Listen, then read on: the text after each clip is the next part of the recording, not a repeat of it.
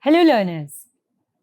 So, we have been discussing in the last lecture about total economic valuation or total environmental valuation. We have understood that why it is important to just go beyond the traditional cost benefit analysis, wherein we just discuss about the financial or economic cost and similarly economic returns or financial returns. How it is important that while doing cost benefit analysis of any project, we also understand that what is happening to the environment. What valuations are we losing or getting if we are sacrificing environment for development of a particular project? So therein we had talked about the types of economic values. We have talked about non-use value. We've talked about use values. Later on, we talked about the types of those values. In this lecture, we will be now starting about the various techniques of environmental valuation. So this is the first lecture on the valuation techniques. We will be subsequently discussing these techniques in another 2-3 lectures. Just let's have a first look at what are the learning objectives from this course. Today, first of all, we'll discuss the classification of environmental valuation methods. Thereafter, we'll understand the concept of stated and revealed preference methods. And then we'll have to look at the first type of valuation method, that is contingent valuation method. So, what we have said is that the derivation of consumer's value from the environment is very complex. Why? Because generally, human beings think that environmental goods and services are free. So, they overexploit it. And when asked to somebody, for example, how much will you value clean air?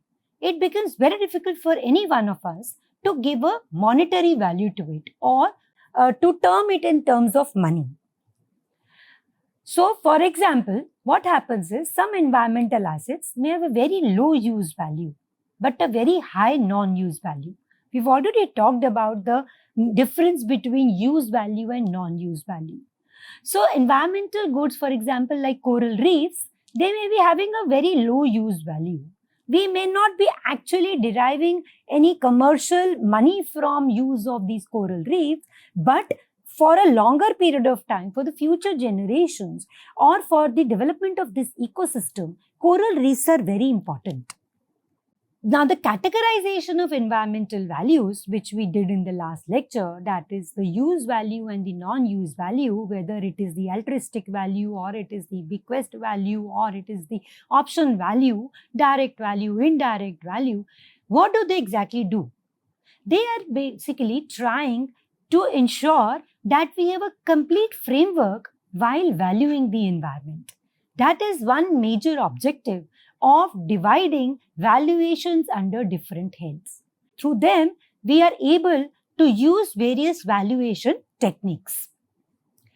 Now, what we discussed in the last class was this particular figure, wherein we had said that the total economic value of the environment is divided under use and non-use value, and then the division of the use values and the division of the non-use value.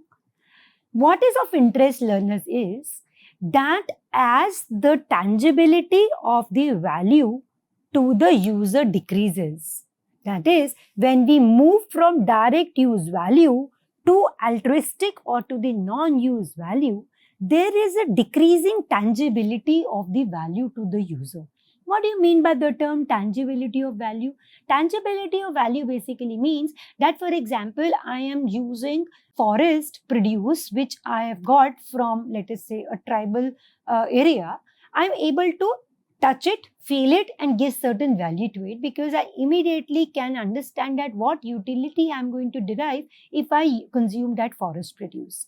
But as and as we move from use to non-use value, for example, altruistic is what we are saying that probably I may not be using that environmental good or services, but someone else is enjoying that, hence I am willing to pay. So as and as the tangibility decreases, it becomes very difficult to measure these values. So decreasing tangibility of the value to users means increasing difficulty to measure these values. So environmental valuation talks about various techniques that how we can reduce the difficulty to measure these values. Also, in environmental valuation or in terms of when we want to derive demand curve, which helps us to know that at various level of prices, what is the demand of any good or services, we talk about something called as willingness to pay. And when we talk about environmental economics also, and when we are trying to give value to the various environmental goods and services, there also we are going to talk about willingness to pay and another term which we call as willingness to accept. So, what is willingness to pay and what is willingness to accept? As I just told you, a very important goal in economics is to estimate the total willingness to pay for any good or service in question.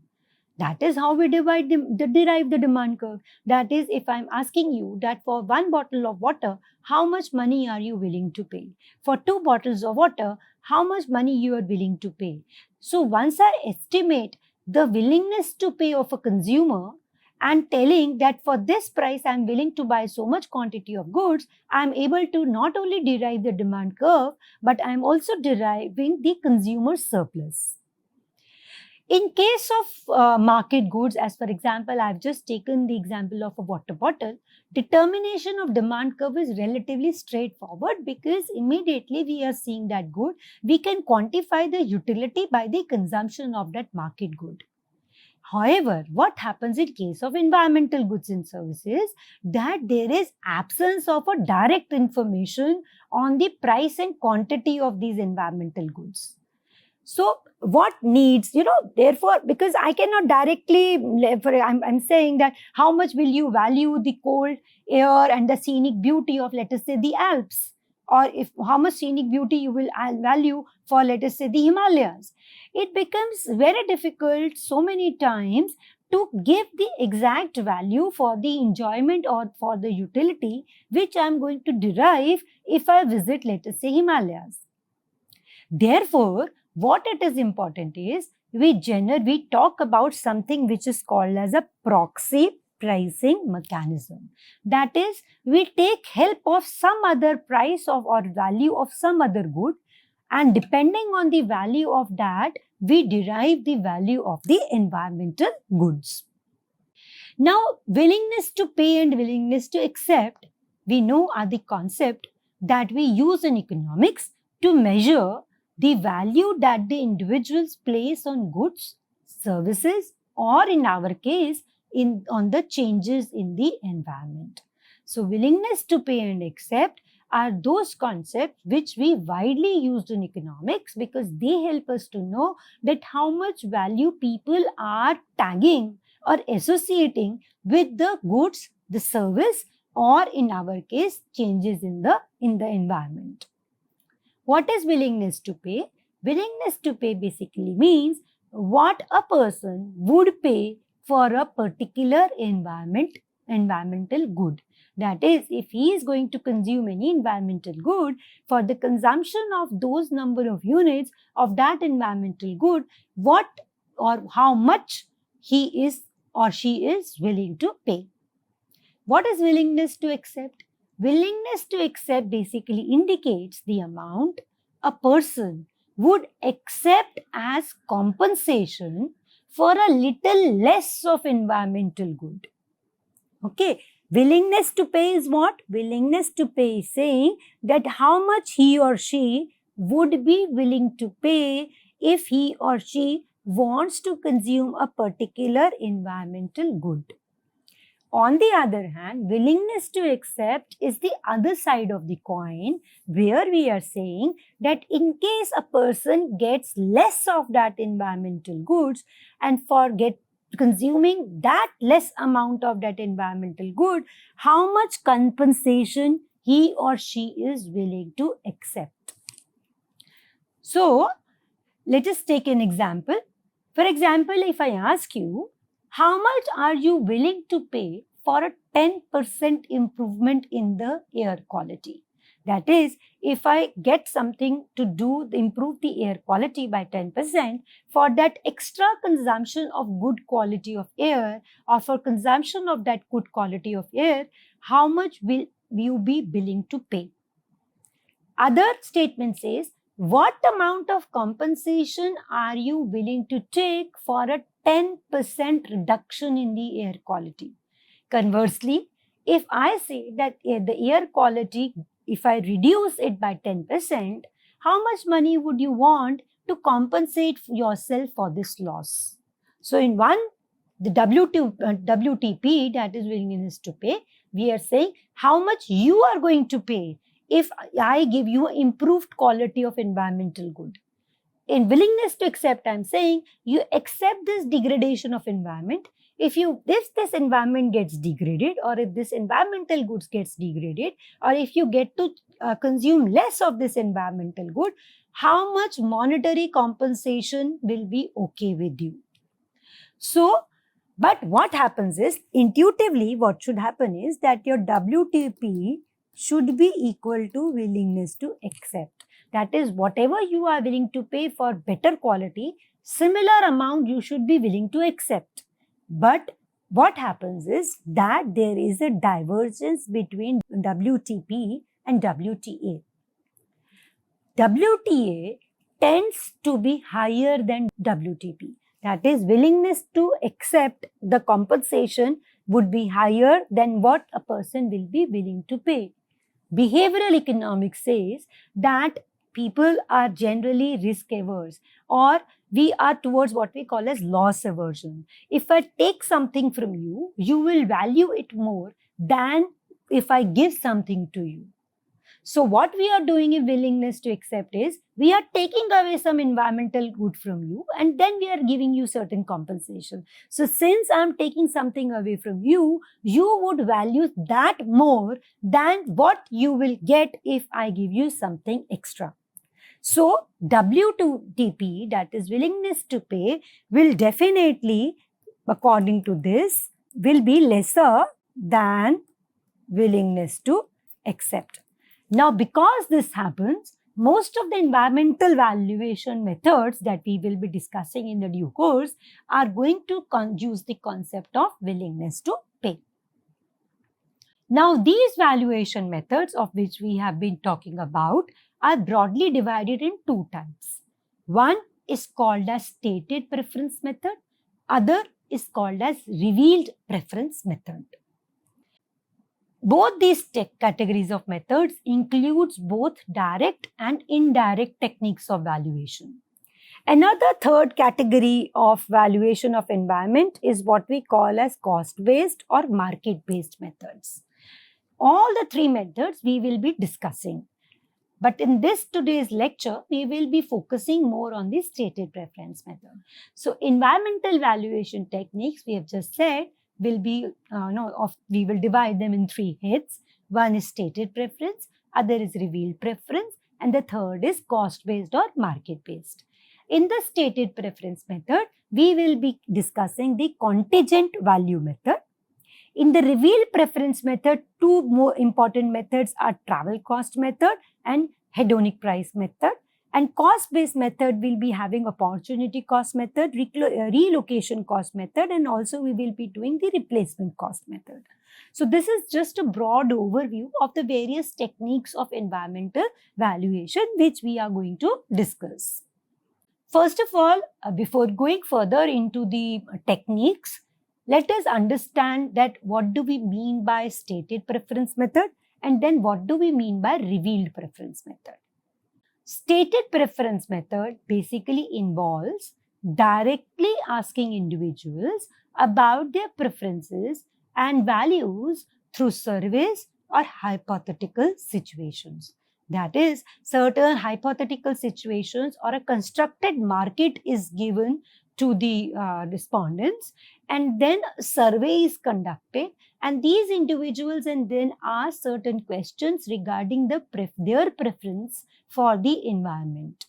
So what are these individuals doing? They are basically stating their preference. We are directly ask them, okay, if this happens, what value will you attach to this environment good?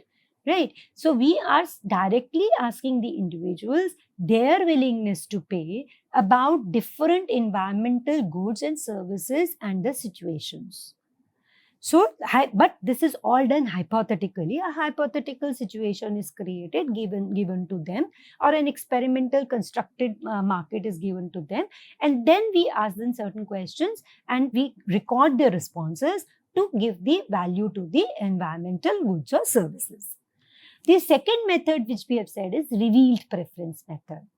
Under revealed preference method, the individual preferences and values are inferred. That is, indirectly we are going to take individual preferences and values.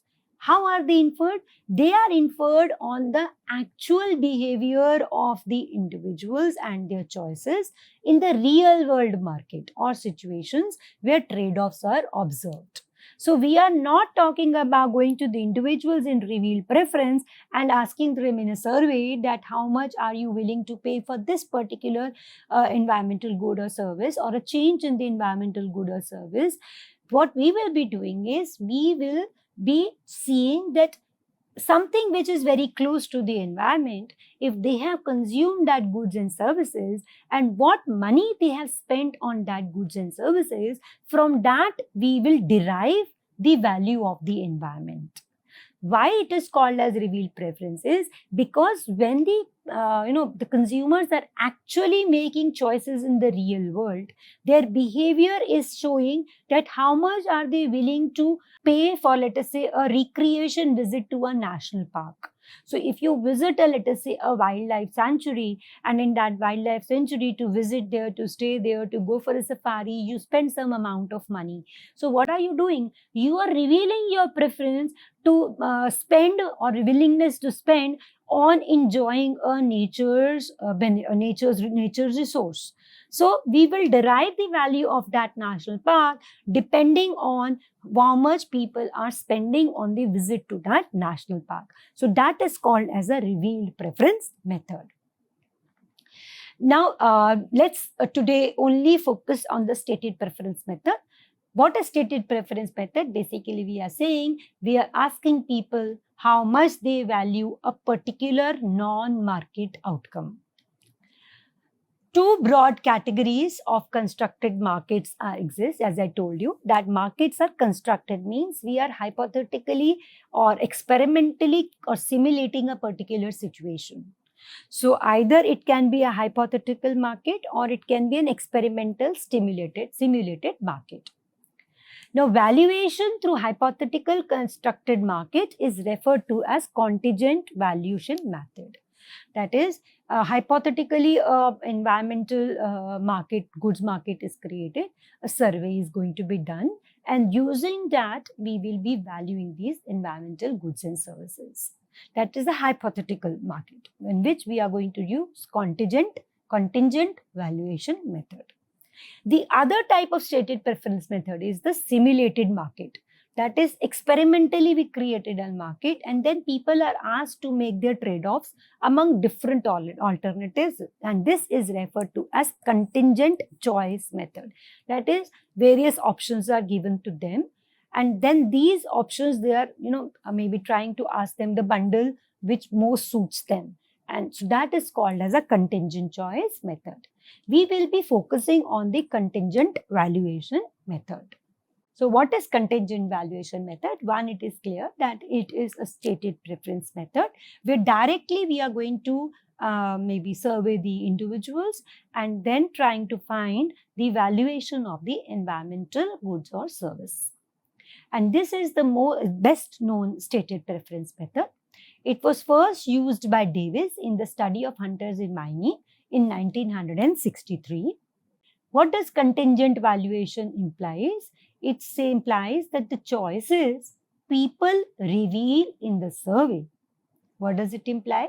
It implies that the choices which people reveal in the survey, assuming a hypothetical market. See, we are not talking about a simulated market. Hypothetical market are contingent on the actual occurrence of the said market. That is, when people are given a hypothetical situation and in hypothetical market, and then they are asked to reveal their willingness to pay to consume that environmental good or service, that we say, or it is said in this valuation method, it is contingent or it is dependent on the actual occurrence of the said market. Had that market in reality occur, if that market in reality occurs, then the answers that we get from the hypothetical market can also be applied to the actual market. Now, CVM, that is contingent valuation method, is a survey-based method, we have already said, where what happens, where individuals are asked how much they would be willing to pay or willing to accept for a specific environmental good, service or change. That is, if there is, for example, if we say that we will be relocating this particular natural resource recreation facility from site A to site B. So if we move it from site A to site B, through a survey, we ask them the questions that how much money will they be willing to pay for going to site B, or how much money will they be willing to accept because that site is moving from one point to another point. So, for example, as I just said, asking people how much they would be willing to pay to move to a better air quality area. That is, if I say that you stay here, but because there is an environmental degradation, now if I move you from this point to another locality or another area where the air quality is better, then how much will you be willing to pay? So their willingness to pay to shift to a better air quality area means that this is the amount they are willing to pay for change in the air quality or for a better air quality. So this method hence is used to value goods with both use values, that is direct and indirect, also non-use values. We have already discussed in the previous lecture. You can refer to that lecture if you again want to brush up your concepts of use values and non-use value. But when we talk about contingent valuation method, we will be taking into consideration, or we will be valuing the goods both for their use value and their non-use value. What is the central purpose? The central purpose of this questionnaire is to get the responses from the respondents, their estimates of what the environmental feature is worth to them. For example, if most of the people in their area, if you are asking them that how much are you willing to pay to move to a better quality area, and generally people do not want to pay because probably they do not want to move from that area, or they feel that the air quality currently is okay with them, they are comfortable with it. This means that there is no point creating a new area because people are not valuing that particular environmental feature. Whereas if an environmental feature is highly valued by the people in the survey, this means that they will be willing to pay for it and it is worth creating that environmental feature for them. Now, there are various steps which are associated in the contingent valuation method. We will see these steps one by one. That is, for example, if you intend to do for certain purpose contingent valuation of any environmental good, what steps do you need to take? So, the first is you need to identify and describe the environmental quality characteristics or the health outcomes to be evaluated. That is the most important. Whenever we do any kind of a research, we do any kind of survey, it is important that we identify and describe that what environmental quality characteristic do you want to study, or do you want to study any kind of health outcome the environmental quality has on the on the health of the people. So if you want to do any evaluation, you want to do any kind of descriptive research, you have, first of all, you need to identify that what do you exactly want to do. Then second is, once you have identified that this is what I wish to do with respect to the environment and this is the value which I want to know about, you will have to identify the respondents who need to be approached. You need to have a sampling procedure by which you are going to select these respondents. After it is done, that is, now you know these are the people, this is my sample. Because it's a survey based method, you will have to design a survey questionnaire which will have a number of questions which can be used to answer your question 1. That is, you want, for example, you want to evaluate the health outcome of a better air quality. Okay, or you want to understand that how noise pollution is having an impact on the kind of concentration levels of the people. So health outcome is to be evaluated. So once you get to know that these are the people I want to survey, you have to now start before asking them questions, you have to maybe design a survey. If you want to do an interview, then you need to know what questions you need in an interview, or maybe it's a focus group where you're getting many people together and posing questions to them, and through discussion you are trying to get the data. After this is, third step is basically the data collection. Once you have done this data collection, whatever results you have, you need to analyze those results. Then only you will be able to go further. So the results analysis and aggregation of the individual responses, that is because probably you have interviewed, let us say, 2,000 people. So aggregation of the responses will let you know about the group behavior. And then you will be understanding that what are the factors, how does this group view the environmental change, and how much are they willing to pay or willing to accept for that kind of an environmental change. Now, there are various methods to do this contingent valuation. The first is bidding game approach. Because what are we saying? We are saying that in contingent valuation method, by creating a hypothetical market, we are asking our respondents that what are they willing to pay for any environmental change or any environmental feature.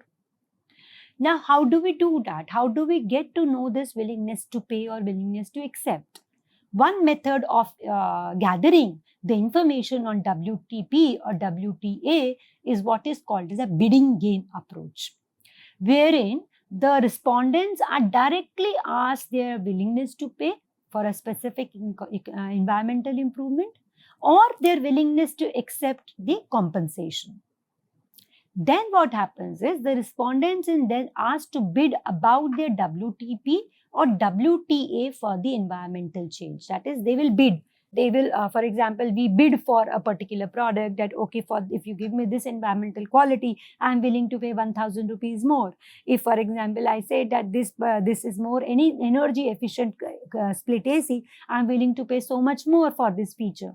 Or if energy efficiency reduces, I'm willing to get some kind of a compensation because probably I'm damaging more environment or I'm paying a greater energy bill. So bidding is done.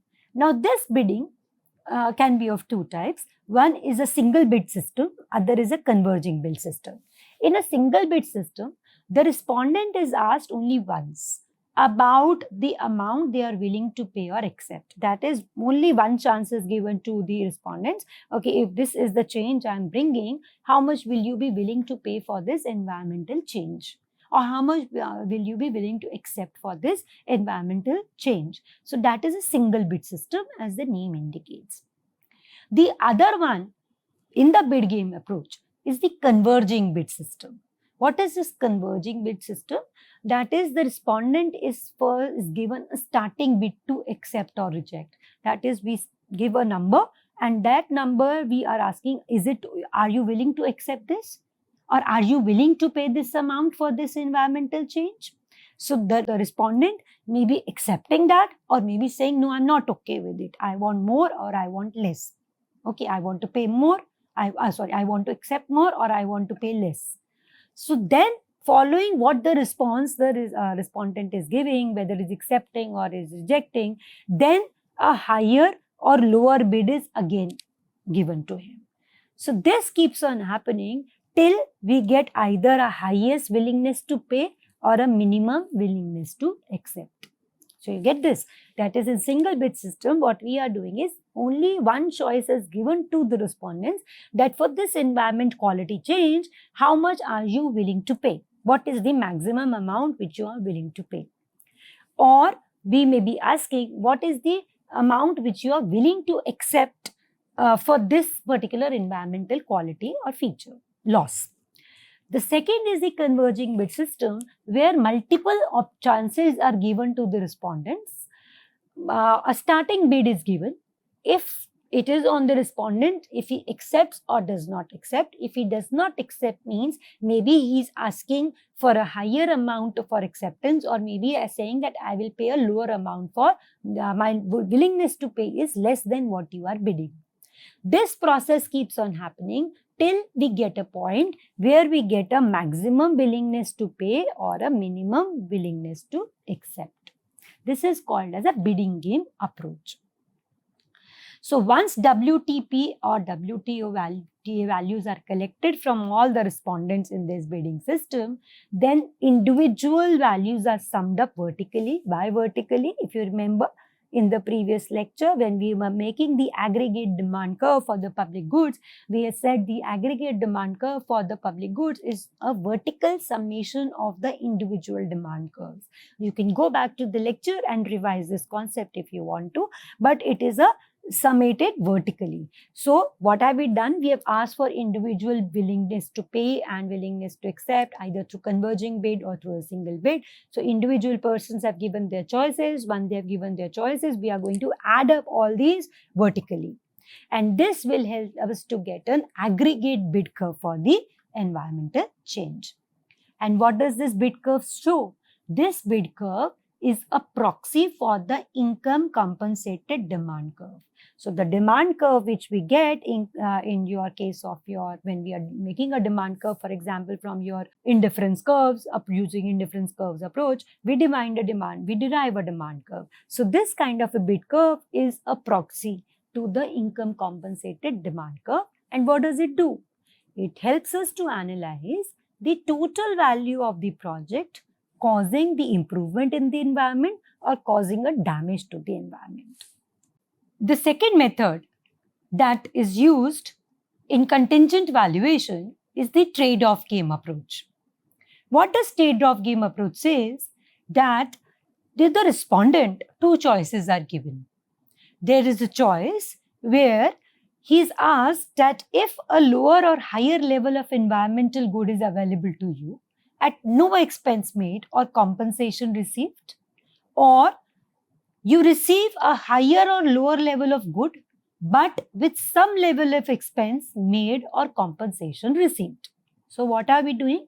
We are giving two choices to the respondent, that either you take lower of something or higher level of an environmental good but at no expense made or compensation received, or you pay something for that higher or lower level of environmental good.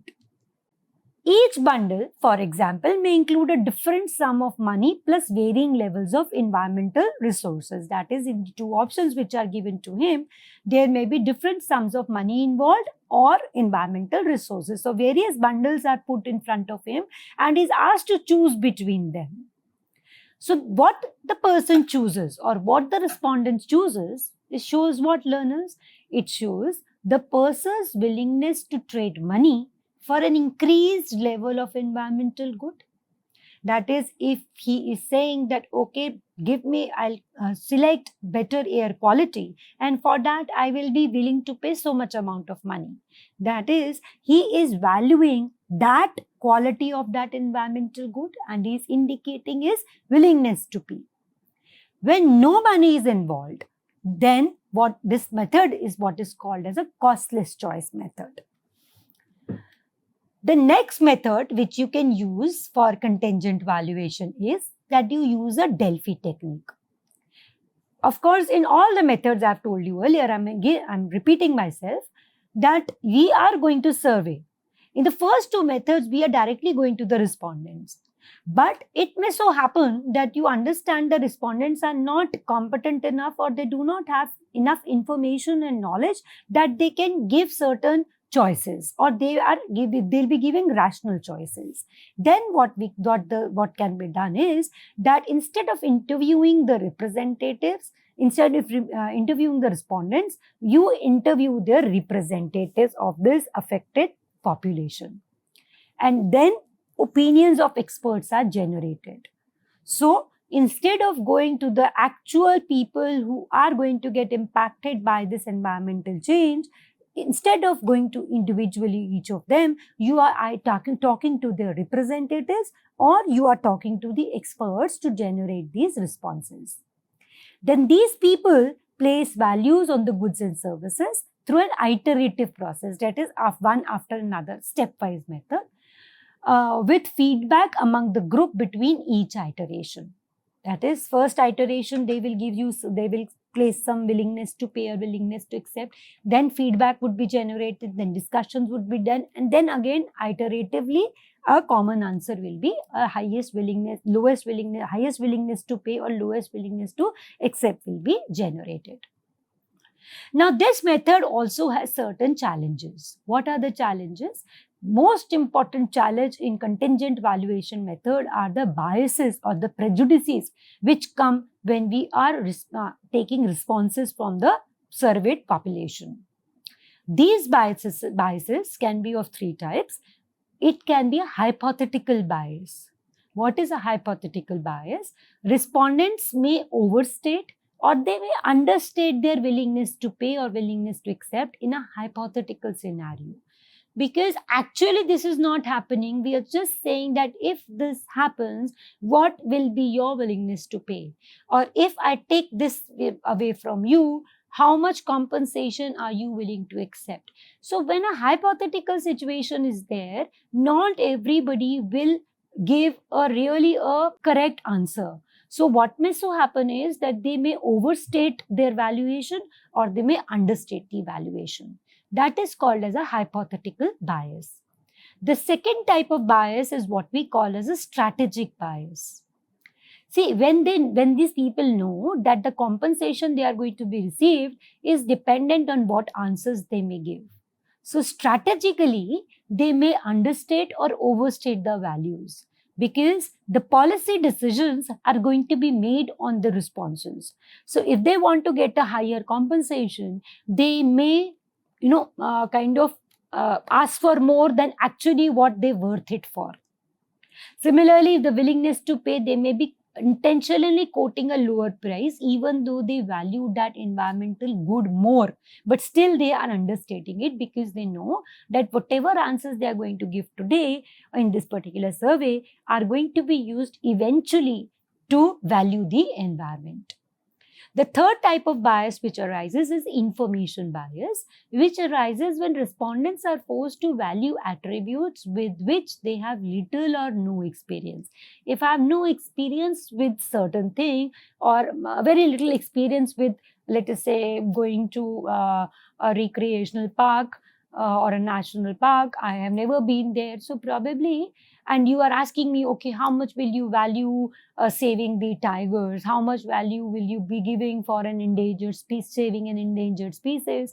Because I do not have much information about it, I may not be giving a right valuation for that. Then another challenge is what we call as a protest response. Protest response means that the respondent deliberately provide unrealistically high or low values, or they may also refuse to participate in the valuation exercise altogether, just because they are protesting against this particular valuation process or its perceived implications. So, for example, if we are saying that we want to make a dam and we want to relocate people from that area to another area, so and we are trying to do the survey to know that how much how much compensation people are willing to accept.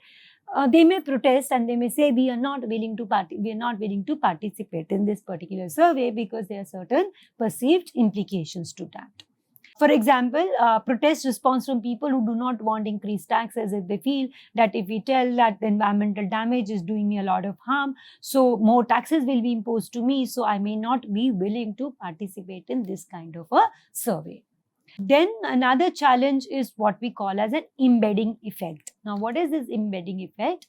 if people are first asked for the willingness to pay for one part of an environmental asset, for example, I'm just asking them that how much are you willing to pay for one lake, for saving this one lake in the entire system of lakes, or for cleaning this lake in the entire system of lakes. So I am giving my willingness to pay to clean this particular lake amongst all the lakes. And then I asked them to again value the whole asset, that is the whole lake system. The amount stated may be similar. Why this happens is because they dump this warm glow effect, which we call as, or a good cause argument. Okay, I have done my part of good for saving this lake by donating to save one lake. Now, if you come and tell me, okay, you have done it for one lake, why don't you do it for the rest of the lakes as well? I may not be willing to do that, because I've already given my willingness to pay when you ask me to pay for one lake. So what I am willing to pay for one, I am willing to pay for the rest also. So my willingness to pay does not change if you're asking me that how much are you willing to pay for one lake, or how much are you willing to pay for saving 10 lakes. That is called as an embedding effect. So what we have done today is we have tried to understand that what are the various valuation types of valuation methods, just started with it. And in it, we have discussed in detail about the contingent valuation methods. We have already understood that environmental goods pose special challenges to the demand theory because there is an absence of environmental goods market.